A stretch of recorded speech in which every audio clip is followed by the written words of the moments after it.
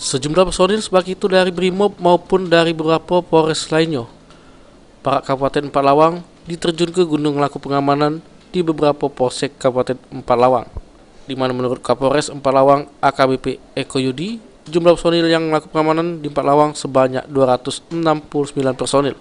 Lahat dari Polres Lubuk Linggau, Polres Mura, dan Polres Pagaralam, ditambah dengan personil dari Brimob Batalion B Lubuk Linggau. Ya, itu total semuanya ada 269 personil, dan itu kita sudah sebar untuk backup di polsek-polsek untuk Brimob maupun yang BKO dari Polres-Polres ini.